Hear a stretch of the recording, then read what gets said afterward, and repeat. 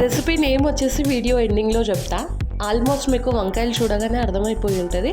But ఎందుకు చూద్దాం, video ఎండింగ్లో నేను చెప్తాను. వీడియో మొత్తం ఫుల్గా చూసేసేయండి. నా వీడియోస్ని కాస్త లైక్ చేయండి, లైక్ చేయండి, షేర్ చేయండి, కామెంట్ చేయండి, సబ్స్క్రైబ్ చేసుకోండి నా ఛానల్ని.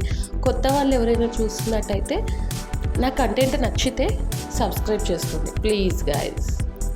ముందుగా వంకాయలు ఇలా ఒక పీస్లో 4 కటింగ్స్లా పెట్టుకోవాలన్నమాట. మనము గుత్తి వంకాయకి ఎలా పెట్టుకుంటామో అలా కట్ చేసుకోవాలి. కట్ చేసుకున్న తర్వాత ఆయిల్లో ఇలా కొంచెం ఫ్రై చేయాలి. అంతలోపు మనము అందులోకి స్టవ్ రెడీ చేసుకోవాలన్నమాట. ఏం లేదు, కొంచెం కొబ్బరి, అందులోనే కొంచెం ఉప్పు, కారము, ధనియాల పౌడరు, కొన్ని పల్లీలు వేయించినవి అవన్నీ వేసుకొని పౌడర్ లాగా చేసి పక్కన పెట్టేసుకోవాలి. అలా చేసి పక్కన పెట్టుకున్నాక వంకాయలు మధ్య మధ్యలో కలుపుతూ ఉండాలన్నమాట. ఎందుకంటే అవి మాడిపోతుంటాయి కదా, చూసుకోవాలి ఒకసారి. వంకాయ పచ్చాము కొంచెం తినడానికి వచ్చేలా మెత్తబడాలి. అప్పుడు స్టవ్ ఆఫ్ చేసేసుకోవాలన్నమాట.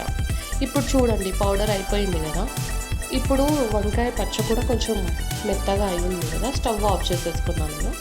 ఆఫ్ చేసేసుకున్న తర్వాత ఇందులోకి మనం రెడీ చేసి పెట్టుకున్న పౌడర్ ఉంది కదా, ఆ పౌడర్ మొత్తం ఇందులోకి ఫిల్ చేసేసుకోవాలన్నమాట. వంకాయల్లోకి అంతా ఫిల్ చేసేసుకోవాలి. ఫిల్ చేసేసుకున్న తర్వాత మళ్ళీ ఒకసారి లాస్ట్లో స్టవ్ వెలిగించి స్టవ్ పైన ఇవన్నీ కొంచెం కొద్దిసేపు పెట్టి ఒక 5 minutes మగ్గనివ్వాలి. అలా చేస్తే స్టఫ్ అంతా మంచిగా అందులోకి కలిసిపోయి బాగా అవుతుందన్నమాట. ఏం లేదు, ఇది నేమ్ వచ్చేసి స్టఫ్డ్ వంకాయ వేపుడు అనమాట. చపాతీస్లోకి, రోటీస్లోకి చాలా బాగుంటుంది. ఎప్పుడైనా ట్రై చేయండి. ట్రై చేస్తుంటే నాకు కామెంట్ చేయండి.